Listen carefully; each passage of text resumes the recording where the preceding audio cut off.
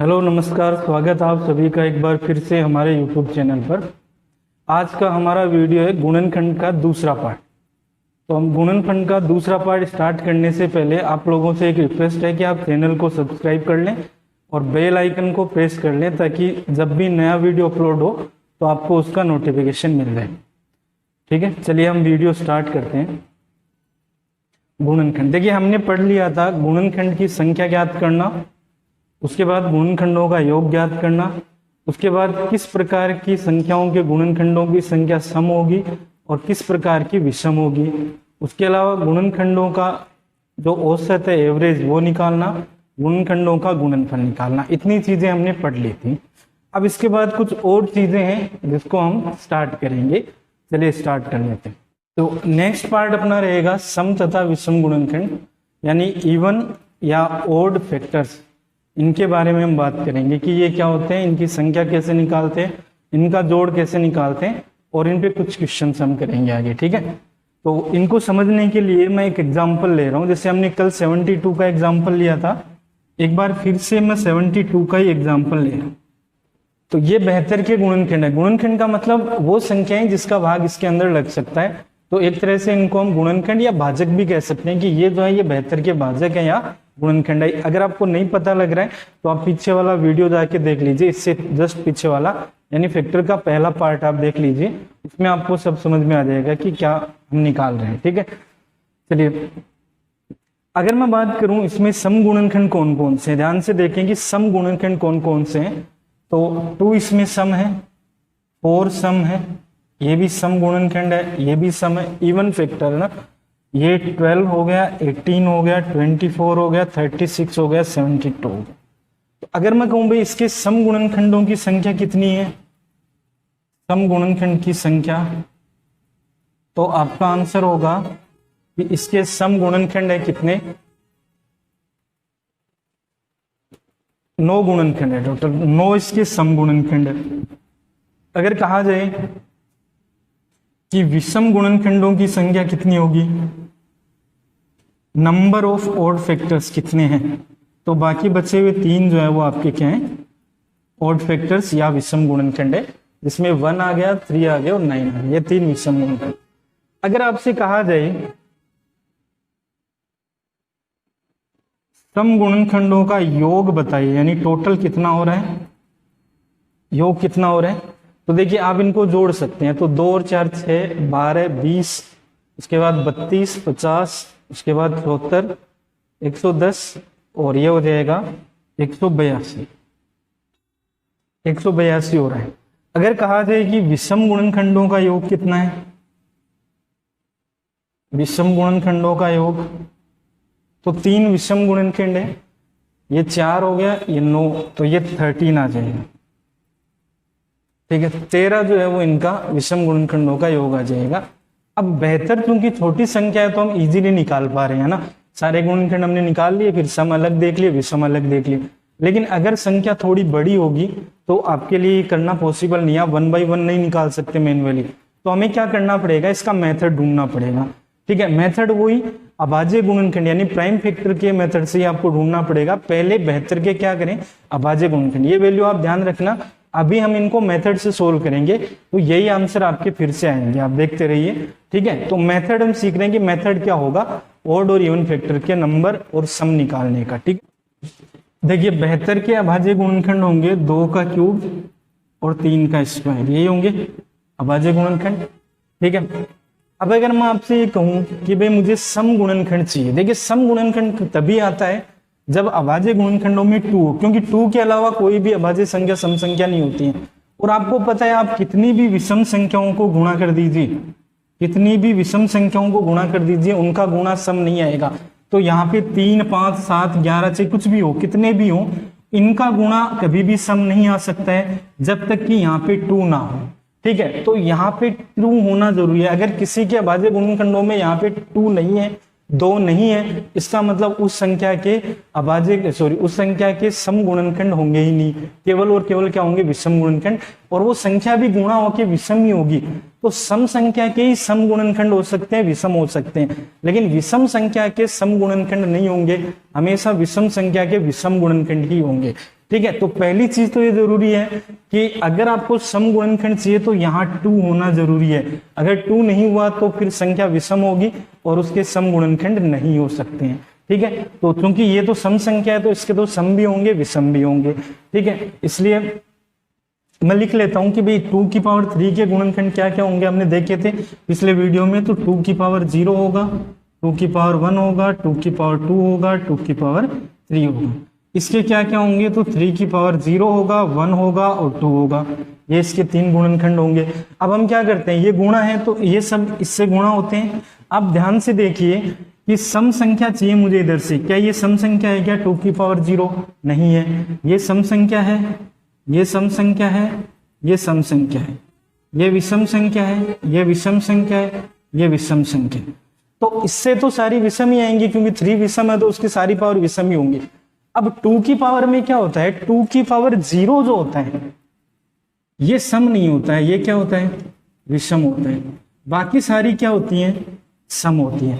तो अब 2 को इनसे किसी से भी गुणा कर दो, क्योंकि 2 सम संख्या है तो इससे कर लो, इससे कर लो, इससे कर लो, तीनों फैक्टर क्या आएंगे, सम आएंगे। 4 भी सम है, तीनों से करेंगे, ये 3 भी सम आएंगे। ये 8 है, इसको इन तीनों से करेंगे तो भी सम संख्या ही बनेगी।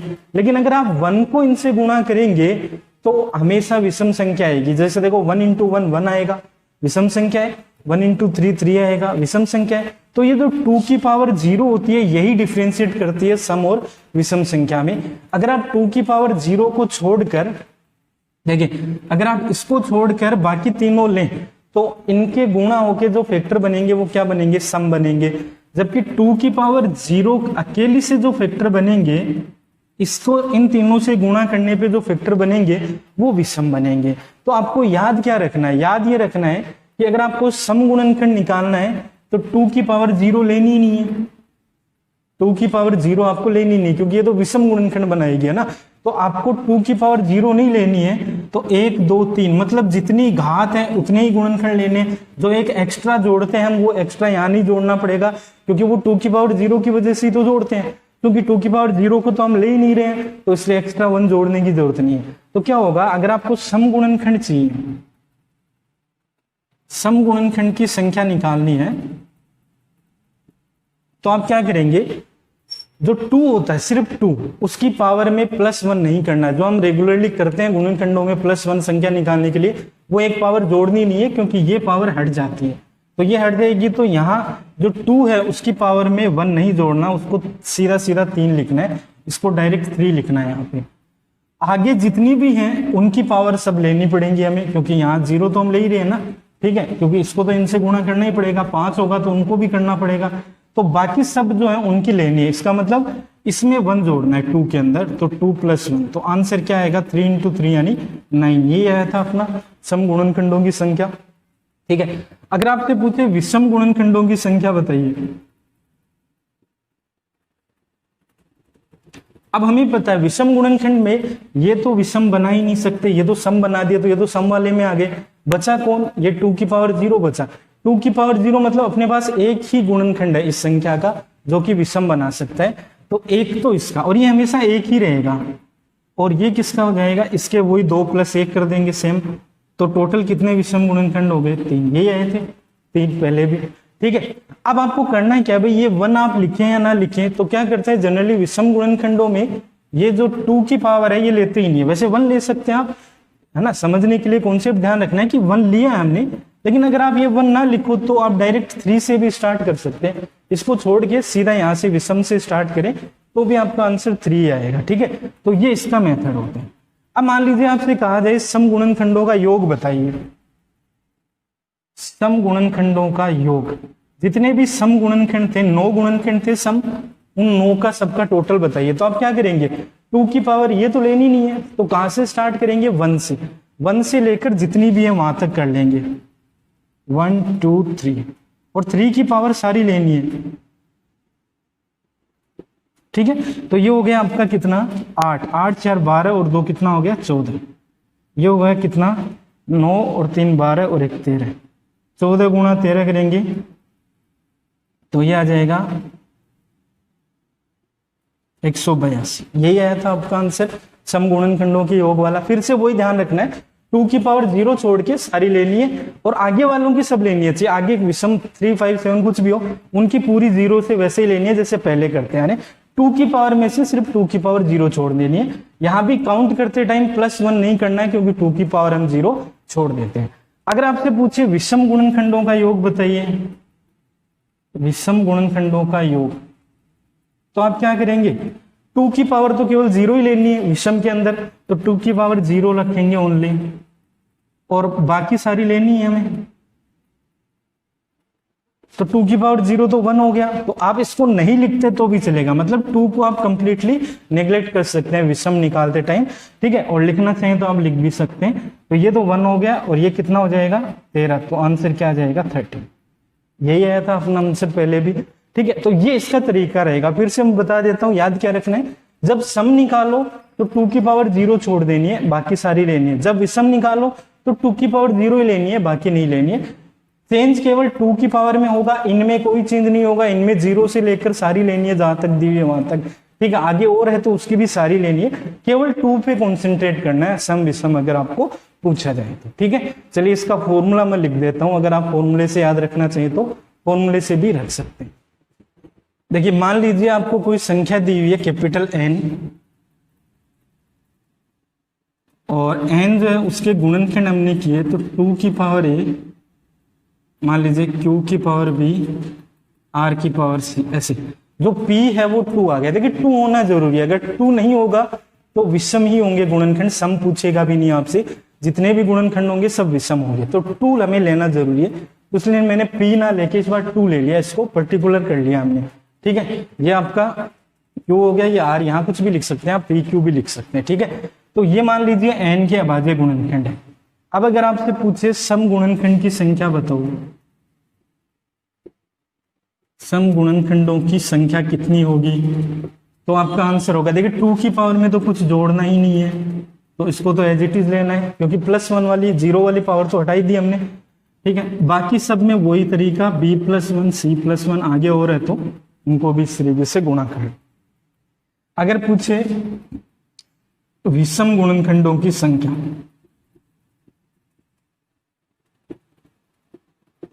तो 2 की पावर 0 ही लेनी है, मतलब 1 ही लेनी है, तो यहाँ पे 1 आ जाएगा। आप ना लिखें तो भी चलेगा, तो विषम गुणनखंड में 2 को आप इग्नोर कर सकते हैं, 2 को छोड़ दीजिए, सीधा यही लिख दीजिए B+1 C+1, ठीक है। यहाँ 1 लिखना चाहिए तो लिख सकते हैं, 2 की पावर 0 के लिए 1 भी ले सकते हैं आप, ठीक है।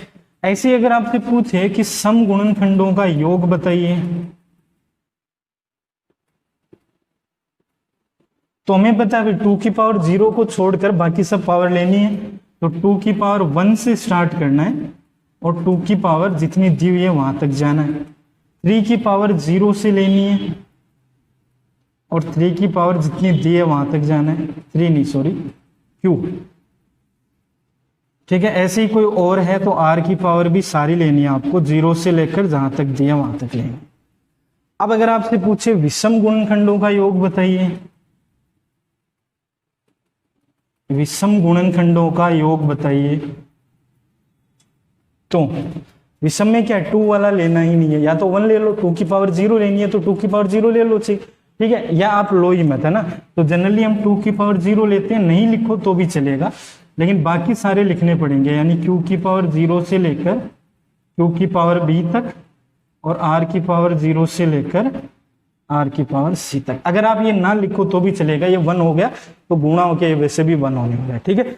ये कुछ फॉर्मूले हैं, आप फॉर्मूले की फॉर्म में याद रखना चाहें तो ऐसे याद रख सकते, लेकिन आप फॉर्मूले में याद ना रखें, मेरे हिसाब से ज्यादा बेहतर यही है कि फॉर्मूले में याद ना रखें आप चीजों को, फॉर्मूले नहीं याद रखने, तरीके याद रखो, इनका कॉन्सेप्ट याद रखो कि हमने कैसे निकाले, ठीक है। तो क्वेश्चन जो एग्जाम में है वो जल्दी सोल्व होंगे और आप कंफ्यूज नहीं होंगे क्वेश्चंस में कि क्या फॉर्मूला लगाना है, कैसे लगाना है, ठीक है। आप मेथड पे ज्यादा कंसंट्रेट करें, ठीक है। तो ये हमने क्वेश्चन लिया हुआ है सम गुणनखंडों पर कि 1980 के सम गुणनखंडों की संख्या और योगफल दोनों बताएं। तो सबसे पहले आप 1980 के फैक्टर करेंगे, ठीक है। तो अगर आपको इसके प्राइम फैक्टर करने आते हैं तो ठीक है, नहीं आता है तो आप देख लीजिए, है ना। तो आप इस तरीके से कर सकते हैं, ये सबसे बेसिक तरीका है, और अगर आप डायरेक्ट करना चाहें तो डायरेक्ट भी जा सकते हैं।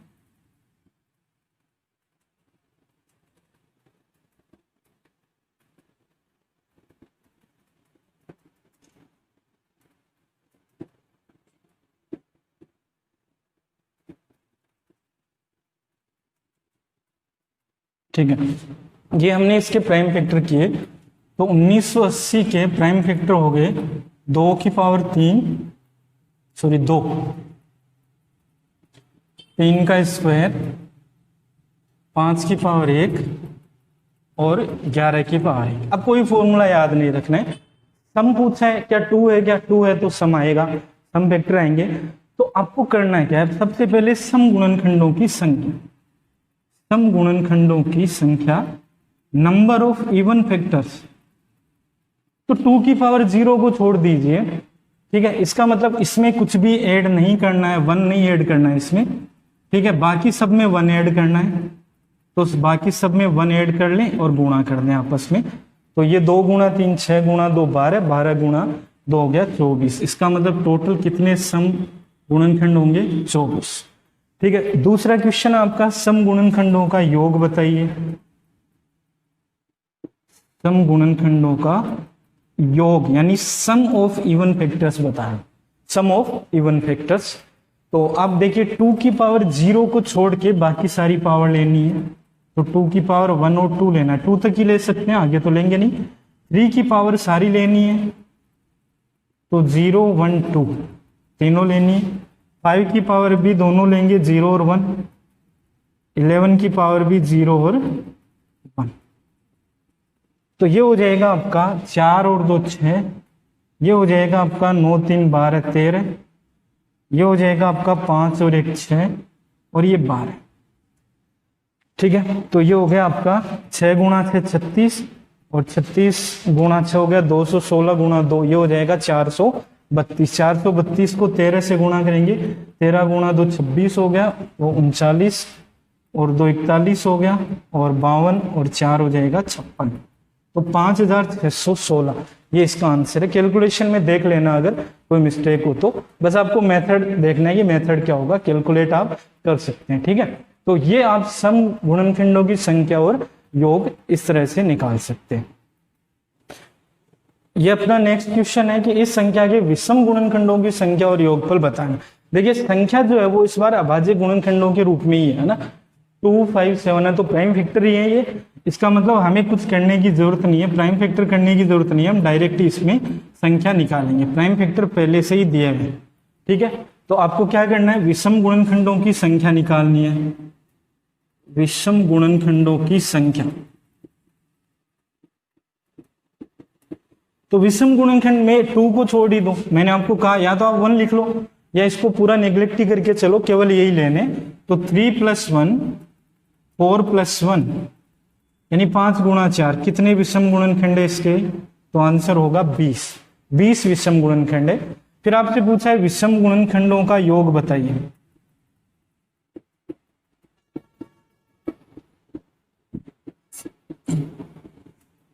योग बताइए, तो आपको 2 वाली तो लेनी नहीं है पावर, 3 से स्टार्ट करना है। तो 3 की पावर 0 1 2 3, और 7 की पावर भी 0 1 2 3 4। अब अगर आप इसको सोल्व करना चाहें, आपको आंसर पूरा दिया हुआ कैलकुलेट करके, तो आप पूरा कैलकुलेट करें, नहीं तो आप फॉर्मूला यूज करें जो मैंने आपको बताया था। क्या बताया था, a की पावर n, ये a है या मान लीजिए p है, जो भी है ये आपका है ना, इसकी पावर जितनी भी दी है उसमें +1, फिर +1 बट्टे p - 1, यही किया था हमने। ठीक है, सॉरी -1 बट्टे p - 1। तो ये फॉर्मूला था, देखो इस तरह से करते हैं, p की पावर a + 1 -1 बट्टे p - 1, यही किया था। ठीक है, इस तरीके से लिखा, यहाँ p की जगह क्या आ रहा है 5, ठीक है, और 7, ये 2 चीजें आ रही है, तो इसको मैं क्या लिख सकता हूँ, ठीक है, पावर +1 कर देनी है, तो ये 3 की पावर 3 + 1 -1 बट्टे 3 - 1 ऐसे लिख सकते हैं। और इसको 7 है, यहाँ पे p की जगह 7 आ गया, तो 7 की पावर 4 + 1, 7 की पावर 4 + 1 -1 बट्टे 7 - 1 ऐसे भी लिख सकते हैं आप फॉर्मूले से। फॉर्मूला मैं पिछले वीडियो में करवा चुका हूँ, वहां पे आप देख सकते हैं। ठीक है, अब देखिए इसको कैलकुलेट करें, 3 की पावर 4 कितना होता है 81, 81 - 1 80, 80 बट्टे 2, ये 2 होगा ना, 80 बट्टे 2 40, तो ये 40 आएगा उधर वाला। 7 की पावर 5 - 1 बट्टे, ये हो जाएगा 7 की पावर 5 - 1 बट्टे 6, ठीक है। अब एग्जाम में इसको थोड़ा और सरल करके, जैसे ये 3 कर दिए, ये 20, एग्जाम में इसको ऐसे भी दे सकते हैं, ऐसे भी दे सकते हैं, और अगला चाहे तो 7 की पावर 5 सोल्व करके फिर पूरा सोल्व करके भी आगे आंसर दे सकते हैं। तो अगर ऐसा दिया हुआ मिले तो भी आपको पता होना चाहिए कि इस तरह से हम लिख सकते हैं इसको, ठीक है। तो ये इसका आंसर हो जाएगा। अब इस पे बेस्ड कुछ और क्वेश्चंस, जैसे एक क्वेश्चन मैंने लिया है कि ये संख्या जो है इसके कितने गुणनखंड एक पूर्ण वर्ग संख्या है। पूर्ण वर्ग संख्या मतलब कि जो कंप्लीट स्क्वायर या परफेक्ट स्क्वायर है, ठीक है, किसी संख्या का, ऐसे कितने गुणनखंड है। तो आपको पहले स्क्वायर का कॉन्सेप्ट समझना पड़ेगा। देखिए ये नंबर है अपने पास, ये हमें इसके अभाज्य गुणनखंड ही दिए हुए हैं, ये हमें इसके अभाज्य गुणनखंड ही दिए हुए हैं, ठीक है। तो देखिए स्क्वायर या परफेक्ट स्क्वायर संख्या तब होती है, कल भी बताया था मैंने पिछले वाले वीडियो में, जब जितने भी अभाज्य गुणनखंड है उनकी संख्या क्या हो, सम संख्या हो, ठीक है, उनकी संख्या क्या हो, सम संख्या हो। अब आप बताइए इसके अंदर सम संख्या हो, या आप कह सकते हैं 2 का भाग लगने वाली संख्या हो, ऐसे भी मान सकते हैं। स्क्वायर का मतलब पावर 2 होता है, तो 2 का भाग लगने वाले होने चाहिए सारे। तो जितने भी ये पावर है ये 2 के गुणा में होनी चाहिए, या कह सकते हैं कि इनमें 2 का भाग लगना चाहिए, ठीक है। तो आप ये बताइए कि इसके अंदर जो गुणनखंड होंगे, मैं पूरा बता देता हूं एक बार ताकि आपको स्पष्ट हो जाए पूरा, क्या यही होंगे क्या,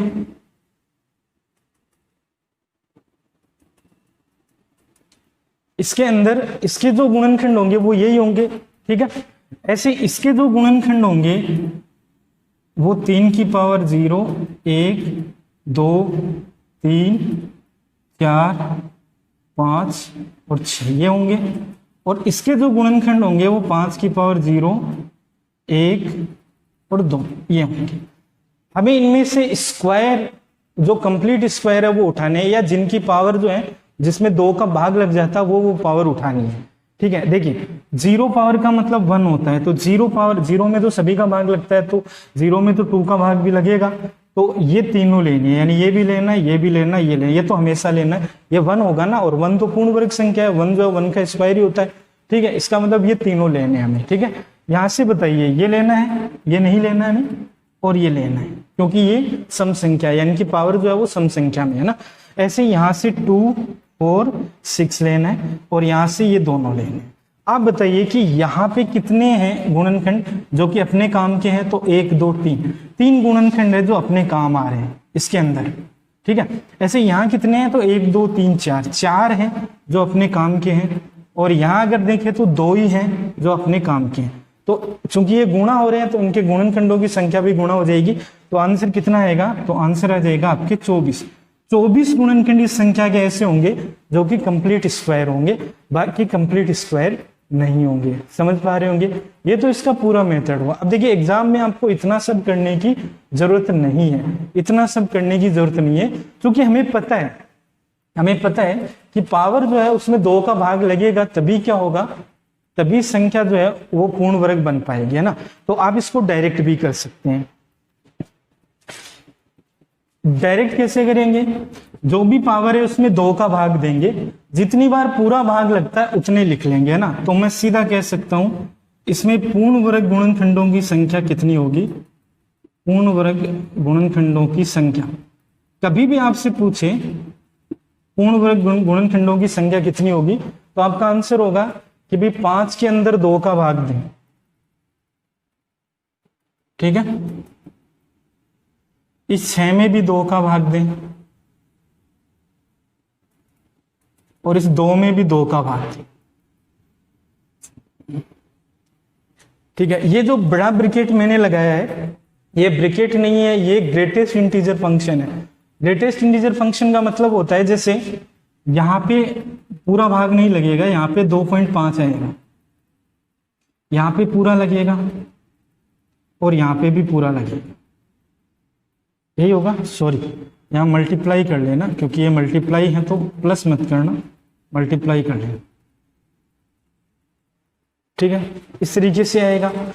अब देखो आपको करना क्या है, ग्रेटेस्ट इंटीजर का मतलब होता है ये 2.5 आया तो पॉइंट में नहीं लेना है, आपको पॉइंट के आगे वाला सारा हटा देना है, इसको हटा देना, ये ग्रेटेस्ट इंटीजर होता है। जब भी संख्या पॉइंट में हो तो पॉइंट को डिलीट कर दीजिए, पॉइंट के बाईं तरफ वाला मान रख लीजिए, वो ग्रेटेस्ट इंटीजर है ना। तो ये 2 हो गया, ये 3 हो गया, ये 1 हो गया। अब करना क्या है, देखिए 2 3 1, ठीक है। आपको इनमें क्या करना है, एक एक जोड़ना है, एक एक जोड़ के और मल्टीप्लाई करना है। तो जब भी आप ये क्वेश्चन करें तो पावर में भाग देने से पहले है ना +1 जरूर कर लें। इस तरीके से सब में क्या कर लें, +1 जरूर कर दें, या तो यहां कर दें या बाद में कर दें, यहाँ पे +1 सब में कर दें ऐसे, ठीक है। तो ये कितना हो जाएगा 3, ये हो जाएगा 4 और ये हो जाएगा 2। तो आंसर कितना आ जाएगा 24। क्या करना है, पावर में 2 का भाग देना। अगर पॉइंट में आ रही है तो पॉइंट के आगे का छोड़ देना है, जितना भाग लगा है पूरा उतना ही लेना है, और सब में 1 प्लस करके गुणा कर देना है, ठीक है। तो आप डायरेक्ट भी बिना पेन चलाए भी कर सकते हैं। इसमें 2 का भाग 2 बार ही लगेगा तो ये तो 3 हो गया, इसमें 3 बार लगेगा तो ये 1/4 हो गया, तो 3 × 4 12, और इसमें 1 बार लगेगा तो 1 और बढ़ा दो यानी 2, तो 12 × 2 24। तो आप डायरेक्ट भी कह सकते हैं कि 24 इसका आंसर आएगा। क्या करना है, फिर से देख लो, पावर में 2 का भाग देना है, पॉइंट आ रहा है तो पॉइंट के आगे छोड़ देना है, पॉइंट के आगे वाला नहीं लेना है, और सब में +1 करके और गुणा कर देना, आपका आंसर आ जाएगा। चलिए नेक्स्ट क्वेश्चन अपना कि यदि n कोई संख्या इस तरह से दी हुई है तो n जो वो कितनी पूर्ण वर्ग संख्याओं से भाज्य। एक ही बात है भाई, n के अंदर कितनी पूर्ण संख्याओं का भाग लग सकता है, मतलब हमें n के भाजक पूछे, और भाजक मतलब गुणनखंडी होता है, तो हमें n के गुणनखंडों की संख्या पूछिए, लेकिन वो पूर्ण वर्ग होने चाहिए, ठीक है, पूर्ण वर्ग होने चाहिए। तो आपको वही तरीका करना है। क्या ये अभाज्य गुणनखंडी है, क्या n के अभाज्य गुणनखंडी है, तो आप क्या करेंगे, पावर में 2 का भाग देके 1 एक्स्ट्रा कर लेंगे, फिर इनटू इसमें भी 2 का भाग देके 1 एक्स्ट्रा जोड़ लेंगे, फिर इनटू इसमें भी 2 का भाग देके 1 एक्स्ट्रा जोड़ लेंगे, और इसमें भी 2 का भाग देके 1 एक्स्ट्रा बढ़ा देंगे। 1 एक्स्ट्रा इसलिए बढ़ा रहे हैं क्योंकि 2 की पावर 0 सब में होता है, वो पूर्ण वर्ग ही होता है, इसलिए उसको बढ़ाना ही पड़ेगा हमें सब में, है ना, ठीक है। तो अब देखिए ये होगा आपका 4.5, 4.5 + 1 यानी 5.5, ठीक है, ये 5.5 होगा। ऐसे ये कितना होगा, तो ये 4.5 होगा, ये कितना होगा, तो ये 3 होगा, और ये कितना होगा, तो ये 2.5। अब पॉइंट के आगे तो लेना ही नहीं है हमें, 0.5 जो आता है उसको तो लेना ही नहीं है, इसको छोड़ दीजिए। तो ये 5, ये 4, ये तो पूरा ही आ रहा है, तो ये तो 3 ही रख लो, और ये 2, तो 20 × 3 60 × 2 यानी 120। तो इसके जो पूर्ण वर्ग गुणनखंड है वो कितने हैं, 120 है। समझ पा रहे होंगे आप। अच्छा, इसी क्वेश्चन में ये पूछा जाता है कि इसके जो पूर्ण वर्ग संख्याएं हैं जिनसे ये भाज्य हो रहा है, उनकी संख्या ना पूछ के उनका योग पूछा जाता है आपसे कि उनका योग बताइए कितना होगा। तो आप क्या करते हैं, तो फिर आपको जितनी भी पूर्ण वर्ग इसके फैक्टर बन सकते हैं उनका जोड़ना है ना। अगर आपसे योग पूछता, पूर्ण वर्ग गुणनखंडों का योग,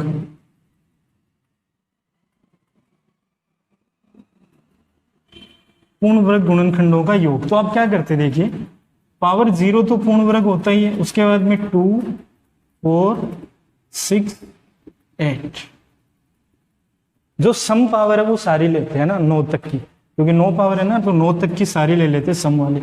ऐसे ही 3 में भी यही करते, 0 2 4 और 6, 7 से या 7 तक की जितनी भी सब लेते।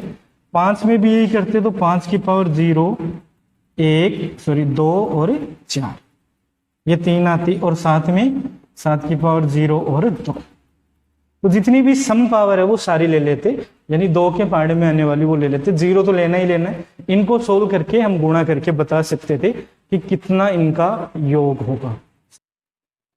चलिए नेक्स्ट क्वेश्चन अपना कि यदि n बराबर 9 की पावर 9, ये आया हुआ क्वेश्चन है एग्जाम में, यदि n बराबर 9 की पावर 9 हो तो n कितनी पूर्ण घन संख्याओं से भाज्य।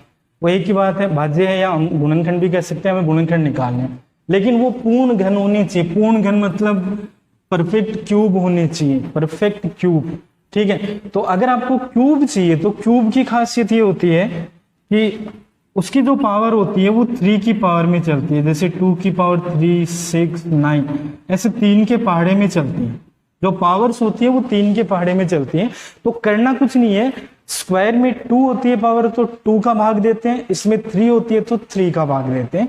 पावर में 3 का भाग देके वही +1 एक्स्ट्रा कर देना आपको, ठीक है। तो सेम तरीके से सेम तरीके से हम इसका भी निकाल सकते हैं। सबसे पहले तो मैं इसको अभाज्य गुणनखंडों में लिख लेता हूँ ना, क्योंकि 9 तो अभाज्य संख्या नहीं है, तो उसको हमें 3 का स्क्वायर लिखना पड़ेगा। तो ये 3 की पावर कितनी हो गई, 18। ठीक है, आपको क्या करना है, इसके अंदर पूर्ण घन गुणनखंडों की संख्या निकालनी है। पूर्ण घन गुणनखंडों की संख्या, पूर्ण घन गुणनखंडों की संख्या। तो क्या करेंगे, पावर जो भी है उसमें 3 का भाग देंगे और +1 ऐड कर देंगे। तो कितना आंसर हो जाएगा, 7। इसके अंदर 7 पूर्ण वर्ग संख्याओं का भाग पूरा लग सकता है, यानी ये संख्या 7 पूर्ण वर्ग संख्याओं से पूरी तरह भाज्य। ये अपना एक और क्वेश्चन है, आपको इसके उन गुणनखंडों की संख्या बतानी है जो पूर्ण घन है। ठीक है, तो पूर्ण घन है इसका मतलब 2 की पावर 5, तो 5 में 3 का भाग देंगे, 1 एक्स्ट्रा जोड़ देंगे। ठीक है, उसके बाद 6 में भी 3 का भाग देंगे, 1 एक्स्ट्रा जोड़ देंगे। 8 में भी 3 का भाग देंगे, 1 एक्स्ट्रा जोड़ देंगे। ठीक है, तो ये हो जाएगा, देखिए एक ही बार लगाना भाग, तो 1 + 1 ये 2 आएगा। ठीक है, 2 आएगा इंटू, यहाँ पे 2 बार लगा तो 2 + 1 3, ये 3 आएगा। यहाँ पे भी 2 बार ही लगेगा भाग, 3 बार तो नहीं लग सकता, तो 2 + 1 ये भी 3 आएगा। तो 9 × 2 कितने हो जाएंगे, 18। 18 ऐसे गुणनखंड होंगे जिनका जो क्या है, पूर्ण घन होंगे। ठीक है, अब क्वेश्चन ये बन सकता है कि इसके पूर्ण घन जो 18 गुणनखंड है उनका जोड़ बताओ कितना होगा उन 18 का। ठीक है, तो जोड़ का तरीका फिर वही आपका। ठीक है, क्या करना है, 2 की पावर जो 3 के गुणा में आती है वो लेनी है। तो 2 की पावर 0 तो लेना ही है, तो 0 तो सबका गुणज होता है। ठीक है, अच्छा 2 की पावर 3 लेना है, अगर 6 होता तो 6 लेते, लेकिन 6 तो है नहीं। यहाँ पे 3 की पावर 0 लेना है, फिर 3 की पावर 3 लेना है और 3 की पावर 6 लेना है। जो 3 के पहाड़े में आते हैं 3 की टेबल में वो सारी लेनी है। ऐसे ही 5 वाले में भी क्या लेंगे, 0, 3 और 6, और इनको सोल्व करके गुणा कर सकते हैं। ठीक है, हालांकि इतना बड़ा सोल्व नहीं करवाएगा, लेकिन फिर भी अगर आपको पूछ ले मान लो एग्जाम में, तो आप इस तरीके से कर सकते हैं। ठीक है, तो ये संख्या और योग पूर्ण घन गुणनखंडों का। चलिए, एक बहुत ही अच्छा कॉन्सेप्चुअल क्वेश्चन है। 4 संख्याएं हैं ABCD, उनके गुणनखंडों की संख्या 16, 28, 20, 27 है, यानी उनके नंबर ऑफ फैक्टर्स आपको दिए हुए हैं। आपको बताना है इन चारों में से कौन कौन सी पूर्ण घन संख्या यानी परफेक्ट क्यूब्स हैं, ये आपको बताना है। ठीक है, ऑप्शन आपको 4 दिए हुए हैं, कौन सा ऑप्शन इनमें से होगा वो आपको बताना है। देखिए, आप ये समझें कि चारों में से कोई भी संख्या हो, XYZ कोई भी संख्या हो, ठीक है, उसकी पावर जो होंगी, जैसे इसको P × Q × R की फॉर्म में हम लिखा है, यह अभाज्य गुणनखंड है मान लो, उसकी जो पावर होंगी वो क्या होंगी, 3 के गुणा में होंगी तो वो पूर्ण घन संख्या होगी। n जो होगी वो पूर्ण घन संख्या होगी। अब 3 के गुणा में होंगी तो जैसे 3 हो सकती है, 6 हो सकती है, 9 हो सकती है, ऐसे। तो मान लेते हैं कि 3n है, 3m है, ये 3n है और ये 3 मान लीजिए कि t है मान लो। अगर पावर जो है वो ऐसे 3 के गुणा वाली होंगी, कोई 3 का भाग लगने वाली होंगी, तभी क्या होगा, आपका गुणनखंड जो है उनकी संख्या, सॉरी जो खुद संख्या वो क्या होगी, एक पूर्ण घन संख्या होगी। अब ये n जो होगा ये पूर्ण घन संख्या होगी, क्योंकि इसके सारी जो पावर है वो क्या है, 3 के गुणा वाली। आप बताइए इसके गुणनखंडों की संख्या क्या होगी, गुणनखंडों की संख्या। तो गुणनखंडों की संख्या के लिए हम पावर में क्या करते हैं, 1 जोड़ देते हैं।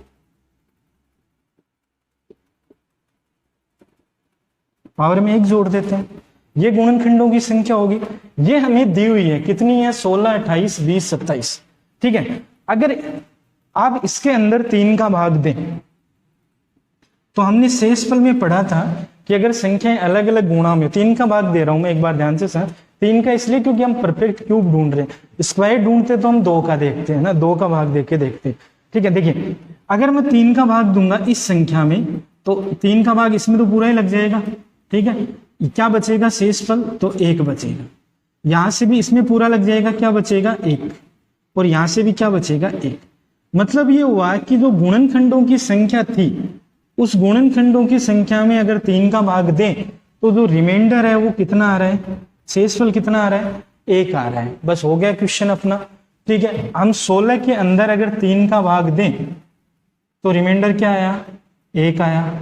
अगर 28 में 3 का भाग दें तो रिमाइंडर क्या आया, 1 आया। अगर 20 में 3 का भाग दें तो रिमाइंडर क्या आया, तो 2 आया। अगर 27 में 3 का भाग दें रिमाइंडर क्या आया, शेषफल आया 0। बताइए कौन कौन सी में 1 बचा, तो एक तो इसमें बचा और एक इसमें बचा। 16 और 28 ये किसके गुणनखंड थे, ए और बी के, मतलब ऑप्शन डी जो आपका करेक्ट आंसर होगा। तो जब भी आपके पास ऐसा क्वेश्चन आए तो अगर आप भाग मान लीजिए पूर्ण वर्ग पूछे तो पूर्ण वर्ग में 2 का भाग दें, 2 का देंगे तो भी 1 1 ही बचेगा। ठीक है, तो जब भी ऐसा क्वेश्चन आए कि पूर्ण वर्ग है या पूर्ण घन है, ठीक है, या 4 परफेक्ट 4 पावर में है या परफेक्ट 5 पावर में है, तो जितनी पावर में आपको पूछा है उतने का भाग देके देखें, जिसमें भी शेषफल 1 बच जाए वो आपका आंसर हो जाएगा। ठीक है, तो यहाँ पे आंसर होगा आपका ए और बी। चलिए नेक्स्ट क्वेश्चन जो इसमें पूछा जाता है वो हमने लिया है, जैसे एक संख्या दी आपको कोई भी, इस संख्या में कितने गुणनखंड ऐसे हैं जो 120 के गुणज है। 120 के गुणज होने का मतलब जिनमें 120 का भाग भी पूरा लगता है ना। ठीक है, तो ऐसे गुणनखंड तो निकालने हैं, लेकिन ऐसे गुणनखंड होने चाहिए जिनमें 120 का भाग लग जाए या जो 120 के पहाड़े में आते हैं। ठीक है, ऐसे उनके मल्टीपल हो 120 के, है ना। इन क्वेश्चंस को कैसे करेंगे देखो,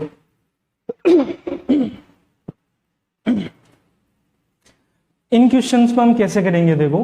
पहले तो ये देखो ये अभाज्य गुणनखंड है क्या, ये तो अभाज्य है लेकिन ये अभाज्य नहीं है, इसको हमें चेक करना पड़ेगा। तो n बराबर ये 2 की पावर 8 है, ये 3 की पावर 6 है, 5 की पावर 4 है, इसको मैं 2 की पावर 5 इंटू 5 की पावर 5 ऐसे तोड़ देता हूँ। ठीक है, 10 है ना, तो 10 को 2 गुणा 5 में ब्रेक कर दिया, ये इधर जुड़ जाएगा। तो n बराबर क्या हो गया, 2 की पावर 8 और 5 13 हो गई टोटल, 3 की पावर 6 हो गई और 5 की पावर 4 और 5 कितनी हो गई, 9 हो गई। अब ये अभाज्य गुणनखंडों में, ठीक है, अब ये अभाज्य गुणनखंड में अब आपको क्या करना है, 120 के भी फैक्टर करने, जिसका आपको मल्टीपल पूछा है, गुणज पूछा है, उसके भी आप फैक्टर कीजिए। 120 के फैक्टर क्या होंगे, तो 120 क्या होगा भाई, 2 की पावर 3, 3 की पावर 1 और 5 की पावर 1। ठीक है, ये 120 के फैक्टर होंगे। आपको क्या पूछा है कि भाई इसके जो भी फैक्टर आए उनके अंदर इसका भाग जरूर लगना चाहिए, उनके अंदर इसका भाग जरूर लगना चाहिए। तो आपको क्या करना है, यहां से संख्या में से ये पार्ट कॉमन निकालना है सबसे पहले। देखिए कैसे, 2 की पावर 3 कॉमन लेना है, 3 की पावर 1 कॉमन लेना है एंड 5 की पावर 1 कॉमन। ये हमने पहले कॉमन लिया, यहां से कॉमन लें तो अंदर क्या बचा, अंदर बचा 2 की पावर 10, 3 की पावर 5 एंड 5 की पावर 8। ठीक है, इतनी पावर अंदर बच जाएगी। ये अभी भी वो संख्या n ही है। देखिए अगर इसके अंदर इस संख्या में आप इसका भाग देंगे तो ये इससे कट जाएगा, मतलब इसका भाग इसमें पूरा लग रहा है। अब मुझे क्या है, इतनी संख्या जो है इसके गुणनखंडों का ही पता करना है। तो इसके गुणनखंड निकाल लूं, वो अगर इससे गुणा हो जाएंगे तो वो अपने आप इससे कट जाएगी संख्या। ठीक है, भाग देंगे तो काटेगा तो ये ना इसको, तो ये बाहर काटता रहेगा। अंदर वालों के गुणनखंड पता कर लो कि कितने गुणनखंड आने वाले, तो इसके गुणनखंडों की संख्या निकालें। तो इसकी पावर 10 है तो 10 + 1, इसकी पावर 5 है तो 5 + 1 और इसकी पावर 8 है तो 8 + 1। तो आंसर क्या आया भाई, यह है आपका 11, ये 11, ये 6 और ये 9। ठीक है, तो यह आ जाएगा 594। कितने फैक्टर होंगे, 594 फैक्टर होंगे जिनके अंदर इस संख्या का यानी 120 का भाग पूरा लगेगा। तो जिसका भी गुणज पूछा जाए उसको कॉमन निकाल दो, बची हुई संख्या के फैक्टर देखो, क्योंकि कॉमन निकालने का मतलब है ये तो फैक्टर हो ही गया अब 100%, इसका तो भाग लगेगा ही लगेगा। तो बची हुई संख्या के फैक्टरों की संख्या निकाल लो, पता लग जाएगा कि कितने गुणनखंड है जिसमें 120 का भाग पूरा लग जाएगा। चलिए नेक्स्ट क्वेश्चन अपना कि इस संख्या के उन गुणनखंडों की संख्या बताइए जो 1800 से भाज्य। अब फिर से वही क्वेश्चन है, 1800 से भाज्य मतलब वो 1800 के गुणज है, 1800 के पहाड़े में आते हैं तो 1800 के गुणज हो गए, मल्टीपल हो गए। ठीक है, तो फिर से आपको क्या करना है, 1800 के फैक्टर करने, ये तो पहले से ही अभाज्य गुणनखंड है, तो 1800 के फैक्टर करने। 1800 के फैक्टर क्या होंगे, तो आप कह सकते हैं भाई 2 की पावर 3 होगा, 3 की पावर 2 होगा, 5 की पावर 2 होगा। ठीक है, ये होना चाहिए, देखो देखे तो ठीक है।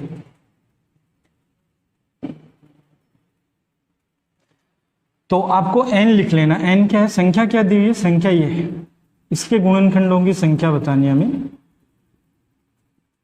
ठीक है, चलिए कॉमन ले लीजिए इसमें से, ये पावर कॉमन ले लीजिए। तो कॉमन लेने पर क्या बनेगा, 2 का क्यूब कॉमन ले, 3 का स्क्वायर कॉमन ले, 5 की पावर 2 कॉमन ले, तो अंदर बचेगा 2 की पावर 1, 3 की पावर 3, 5 की पावर 4 और 7 की पावर 3, ये अंदर बचेगा।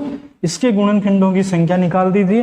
तो 1 + 1 ये कितना हो जाएगा, 3 + 1, ये कितना होगा, 4 + 1 और ये 3 + 1, तो ये हो जाएगा आपका 2 × 4 × 5 × 4।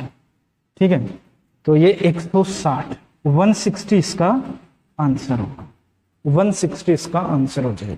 ठीक है, बहुत ही आसान मेथड है। अगर आपको वो गुणनखंड पूछे जिसमें किसी और संख्या का भाग लग रहा हो या जो किसी और संख्या के गुणज हो खुद, तो आप इस तरीके से क्वेश्चन का आंसर निकाल सकते हैं। चलिए, एक बहुत ही अच्छा क्वेश्चन और बहुत ही अच्छा कॉन्सेप्ट, एक और क्वेश्चन देखिए। ये कोई संख्या है, इसके उन गुणनखंडों की संख्या बतानी है जिसके अंत में ठीक 1 0 हो, ना तो 1 से ज्यादा हो ना ही 1 से कम हो।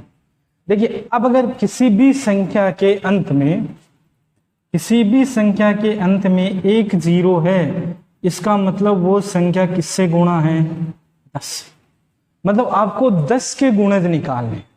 ठीक है, आपको 10 के गुणज निकालने कि 10 के गुणज इसमें कितने हैं। अब इसमें दिक्कत ये होती है, देखिए जब आप 10 के गुणज निकालते हैं, ठीक है, तो 320 भी 10 का गुणज है और 3200 भी तो 10 का गुणज है, 3200 भी 10 का गुणज है। अगर मैं कहूं तो 32,000 भी 10 का गुणज है। अब मान लो ये तीनों ही गुणनखंडों में आ गए, तो ये भी 10 का गुणज में आ जाएगा, ये भी आ जाएगा, ये भी आ जाएगा।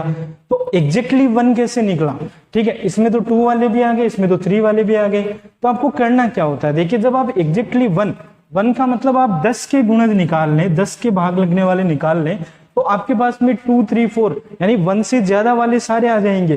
ठीक है, तो फिर आपको क्या करना है, ज्यादा वाले माइनस करने। तो ज्यादा वाले माइनस करने हैं तो 2 0 से ऊपर वाले आपको माइनस करने हैं, या तो 2 या 2 से 0। तो 2 0 का मतलब होता है कितने का गुणा, 100 का गुणा।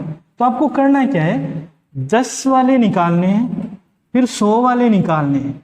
जितने भी 10 वाले आते हैं उसमें से 100 वाले माइनस कर देंगे। भाई 100 वालों में 100 से ऊपर वाले भी तो हो गए ना, तो 10 वाले बच जाएंगे केवल। 10 में तो देखिए 10 में 1 0 वाले भी हैं, 2 वाले भी हैं, 3 वाले भी हैं, 4 वाले भी हैं, ऐसे है। मान लीजिए 10 में तो देखिए 320 भी है, 3200 भी है, 32,000 भी है। ठीक है, और ऐसे 3,20,000 भी सभी हैं। ठीक है, ऐसे चलता रहेगा, ये सब 10 के गुणज है। अच्छा, मैं 100 के गुणज की बात करूं तो 100 का गुणज ये तो नहीं है ना, इसके एंड में तो 0 नहीं है।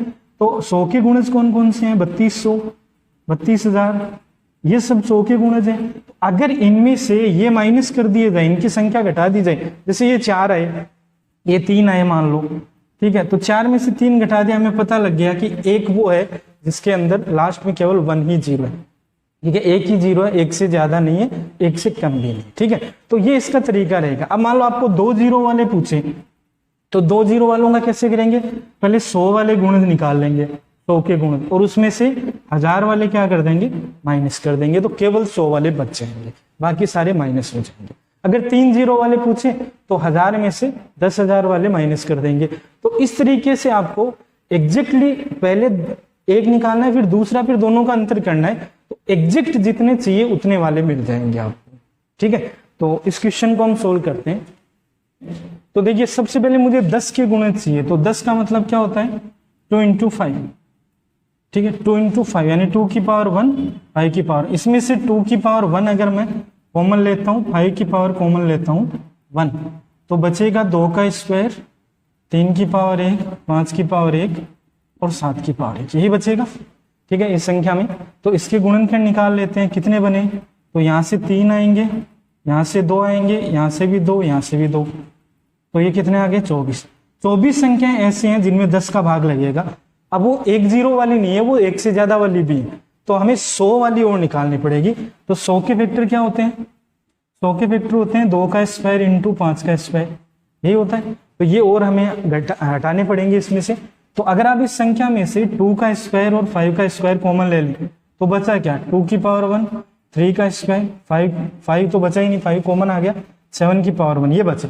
इसमें अगर आप 1 जोड़ दें तो ये 2 हो जाएगा, ये 3 हो जाएगा और ये 2 हो जाएगा, तो ये आ जाएंगे 12। तो 24 तो टोटल थे, उनमें से 1 0 से एक्स्ट्रा वाले कितने हैं? तो वो 12 हैं। तो 24 में से 12 घटा देंगे तो आपका आंसर क्या हो जाएगा? 12 इस क्वेश्चन का आंसर होगा। समझ पा रहे होंगे आप? ठीक है, मैं एक क्वेश्चन और लिख देता हूं, इसका आंसर आप बताएंगे निकाल करके कितना इसका आंसर है। तो इस क्वेश्चन का आंसर आपको निकाल के कमेंट बॉक्स में लिख बताना है कि कितना है। ठीक है, चलिए एक और अच्छा सा क्वेश्चन हमने लिया हुआ है। 36,000 के उन सम गुणनखंडों की संख्या ज्ञात करें जो 9 से भाज्य हैं किंतु 36 से भाज्य नहीं है। अब ऐसे क्वेश्चंस अगर आप फॉर्मूला रट्टा मार के बैठ जाते हैं तो आपको ऐसे क्वेश्चंस नहीं आएंगे, आप बिल्कुल भी नहीं कर पाएंगे। आपको ये तभी आएंगे जब आप कॉन्सेप्ट पे फोकस करेंगे, कॉन्सेप्ट को आप तैयार करेंगे, तब ऐसे क्वेश्चंस आप सोल्व कर पाएंगे। ठीक है, देखिए कैसे करेंगे। सबसे पहले तो इसके अभाज्य गुणनखंड कर लीजिए। ठीक है, तो 36,000 के अभाज्य गुणनखंड हो जाएंगे, देखिए 36 के तो हो गए 2 का स्क्वायर इंटू 3 का स्क्वायर और 1000 के हो गए 2 का क्यूब इंटू 5 का क्यूब। तो 2 की पावर 5, 3 का स्क्वायर और 5 का क्यूब, ये इसके अभाज्य गुणनखंड हैं। ठीक है, अब हमें क्या करना है? देखिए हमें केवल सम गुणनखंड चाहिए, सम गुणनखंड चाहिए। उसके अलावा हमें 9 से विभाज्य चाहिए, यानी जो 9 से डिविजिबल हो या 9 के गुणज हो ऐसे चाहिए, और 36 के गुणज नहीं होने चाहिए। अच्छा, 9 के फैक्टर क्या होंगे? तो 9 के फैक्टर होंगे 3 का स्क्वायर, और 36 के फैक्टर क्या होंगे? तो 2 का स्क्वायर इंटू 3 का स्क्वायर। ठीक है, यही होंगे। अच्छा, 2 की पावर 5 में क्या क्या आएगा? 2 की पावर 0, 2 की पावर 1, 2, 3, 4 एंड 5। 3 की पावर 0, 1 एंड 2। 5 की पावर 0, 1, 2 एंड 3। ये इस तरह से फैक्टर आएंगे सबके। बेसिक से जा रहे, बिल्कुल बेसिक से जाना आपको। पहली चीज तो ये कि हमें सम गुणनखंड ही लेने, विषम लेने ही नहीं है। तो विषम, इससे विषम आते हैं भाई, सम विषम का नाम आते ही 2 की पावर पे फोकस करो, 2 पे फोकस करो। तो 2 की पावर 0 तो लेना ही नहीं है, तो छोड़ दीजिए इसको, तो ये तो काम नहीं आएगा। बच्चे इतने गुणनखंड। अब इनमें से मुझे 3 का स्क्वायर 100% चाहिए। ठीक है, 3 का स्क्वायर 100% चाहिए।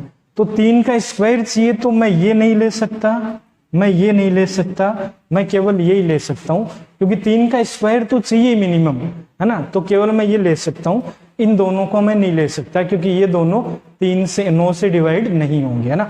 तो 3 का स्क्वायर, तो ये 2 हट गए यहाँ से। अब क्वेश्चन ये है कि 3 का स्क्वायर तो मैं ले सकता हूं, लेकिन उसके साथ 2 का स्क्वायर नहीं ले सकता क्योंकि 36 से डिवाइड नहीं होना चाहिए। तो 2 का स्क्वायर नहीं ले सकता, मतलब 2 की पावर 2 नहीं ले सकता। तो 2 की पावर 3 भी नहीं ले सकता क्योंकि उसमें स्क्वायर तो मौजूद है, तो वो गुणा तो हो ही जाएगा। ठीक है भाई, अगर ये दोनों गुणा होंगे तो 36 बनेगा, तो ये दोनों गुणा होंगे तो भी तो 36 निकल के आएगा, 72 बनेगा। ये तो 36 का भाग तो लग ही जाएगा ना 72 में, तो इनका भी बनेगा, इनका भी बनेगा। इसका मतलब ये हुआ कि मैं 2 के स्क्वायर से ऊपर ले नहीं सकता, तो ये 2 का स्क्वायर या 2 के स्क्वायर से ऊपर नहीं जा सकता, तो ये हट गया। अच्छा, अब यहां से मेरे पास एक ही ऑप्शन है जो मैं ले सकता हूं, तो एक ऑप्शन यहाँ है जो मैं यूज कर सकता हूँ, एक गुणनखंड। एक यहाँ है जो मैं गुणा कर सकता हूँ, यूज कर सकता हूँ इसको, और यहाँ पे चारों ले सकता हूँ, इनका कोई फर्क नहीं पड़ना है। तो इसका मतलब कितनी संख्याएं आ गई? 4। तो आपका आंसर हो जाएगा 4। बिल्कुल बेसिक से जाएंगे, नहीं समझ में आया रिपीट करके दोबारा देखें, समझ में आ जाएगा। अभी तक हम जितने भी क्वेश्चन कर रहे थे उसमें हमें संख्या दी हुई थी और हमें गुणनखंडों की संख्या पूछ रहा था।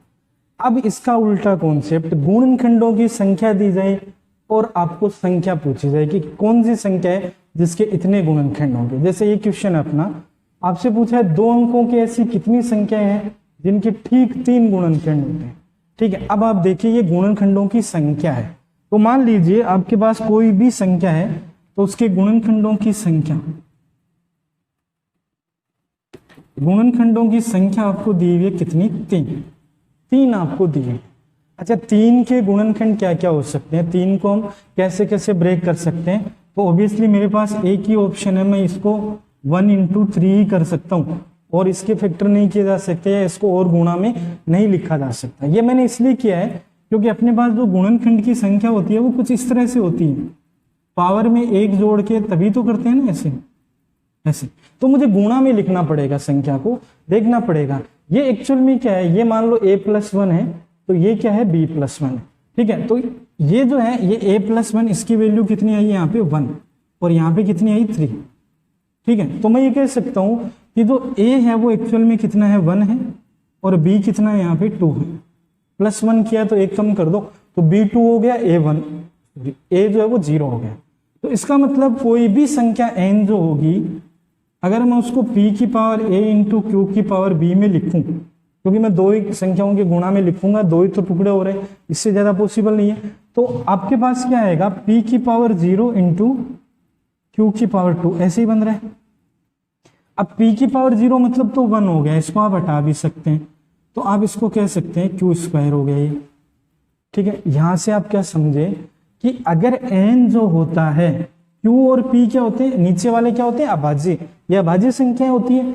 तो अगर किसी अभाज्य संख्या की स्क्वायर अगर आपको दिया हुआ हो तभी उसके एग्जैक्टली 3 फैक्टर हो सकते हैं। जैसे अगर आपको 2 का स्क्वायर दिया है तो ऑब्वियसली पावर 2 है तो फैक्टर कितने होंगे, 3 होंगे। ठीक है, जैसे 3 का स्क्वायर है तो भी फैक्टर कितने होंगे, एग्जैक्ट 3 ही होंगे। अगर आपके पास 5 का स्क्वायर है तो भी फैक्टर कितने होंगे, 3 होंगे।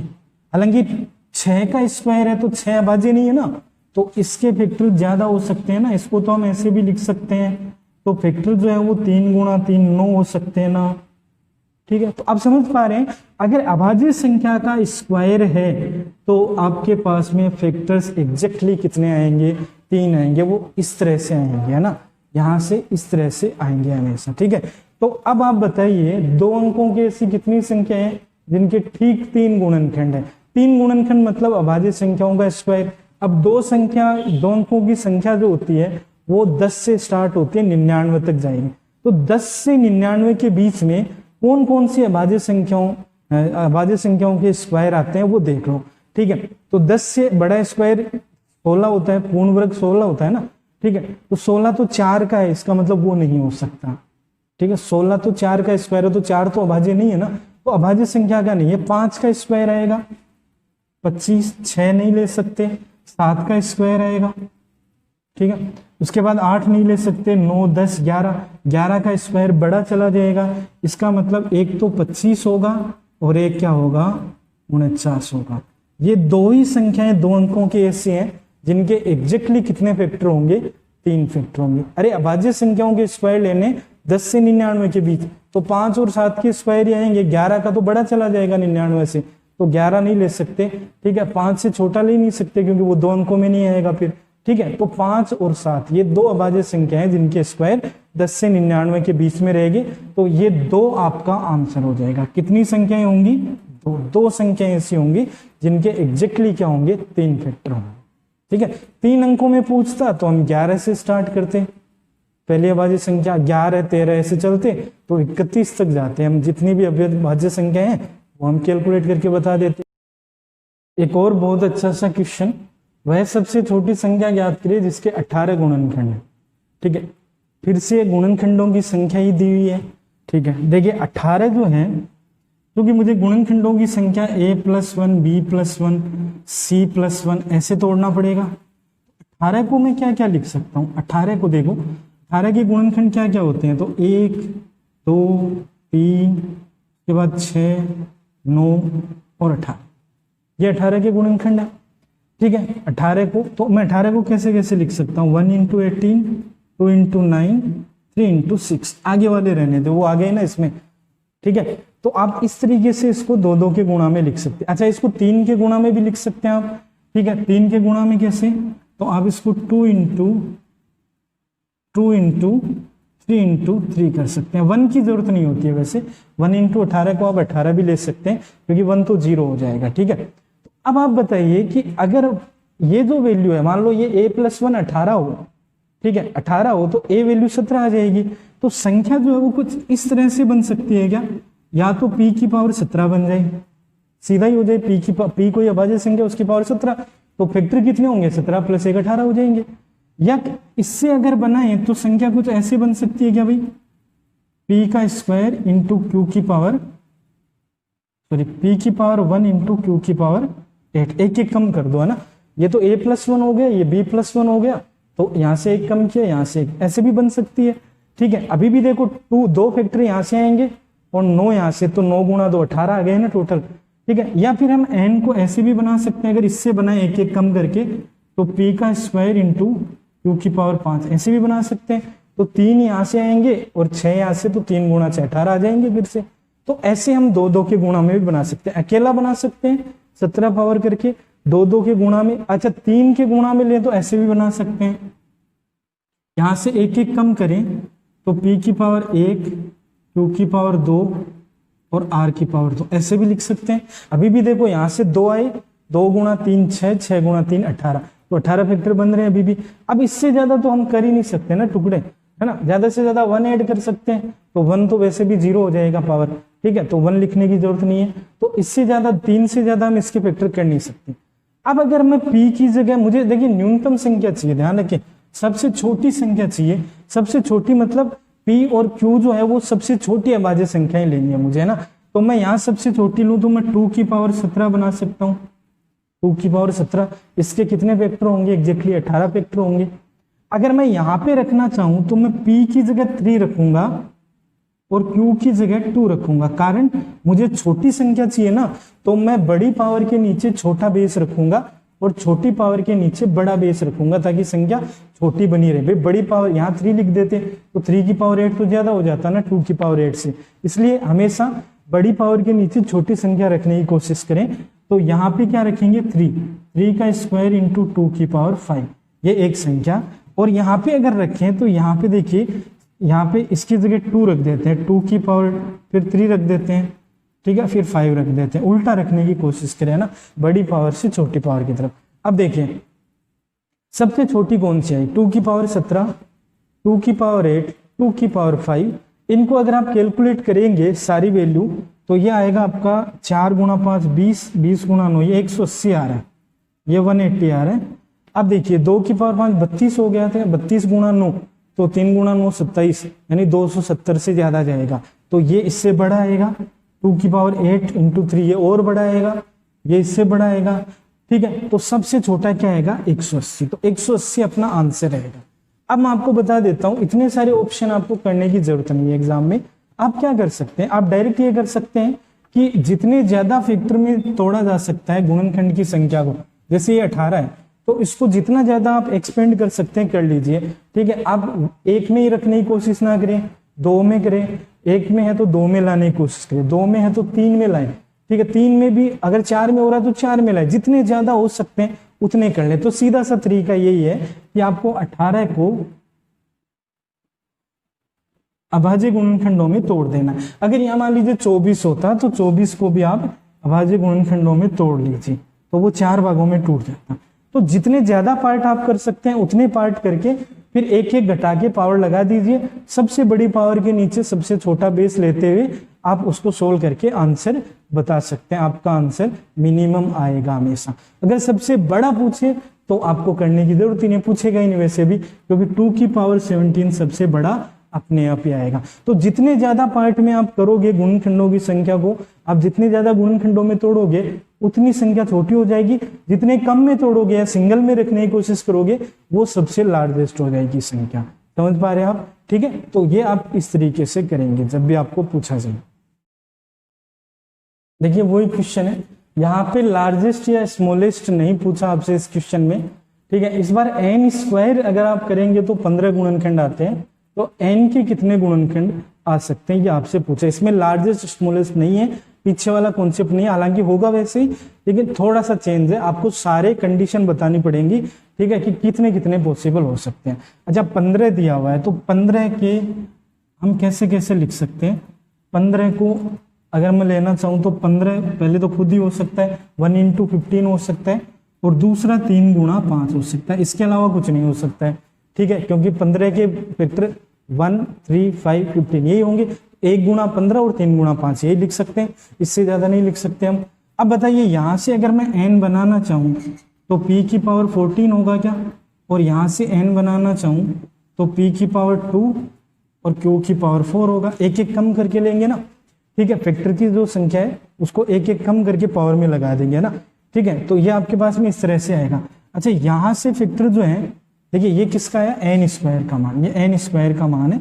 अगर इसको n बनाना है तो अंडर रूट कर देंगे, अंडर रूट कर देंगे तो पावर जो है वो 2, यानी 2 का भाग लग जाएगा, 7 हो जाएगी।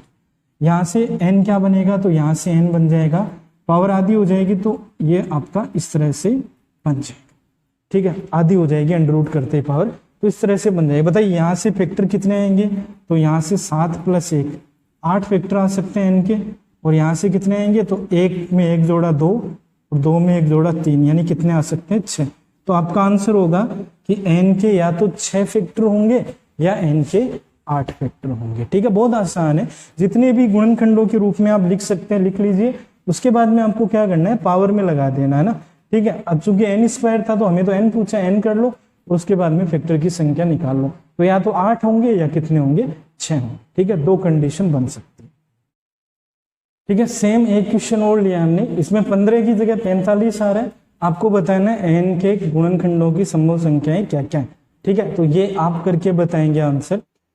तो ये अपना आज का वीडियो था गुणनखंड का पार्ट नंबर 2, ठीक है। इसमें हमने कुछ नई चीजें सीखी, कुछ नए कॉन्सेप्ट सीखे, कुछ बढ़िया बढ़िया क्वेश्चन है, कुछ एग्जाम में आए हुए हैं, कुछ नहीं आए हुए हैं, सारे क्वेश्चन हमने करके देखे, कुछ क्वेश्चन आपकी प्रैक्टिस के लिए हैं, ठीक है। क्योंकि वीडियो काफी लंबा जा रहा है तो मैं इसको तीसरे पार्ट में कुछ और क्वेश्चन है इसके वो और करेंगे हम, ठीक है, उसके बाद में हम इसको खत्म करेंगे एक वीडियो और होने के बाद में, ठीक है। तो फिलहाल के लिए इतना काफी है, चलिए कुछ और क्वेश्चंस के साथ में मिलेंगे अगले वीडियो के साथ में, ठीक है, तब तक के लिए धन्यवाद।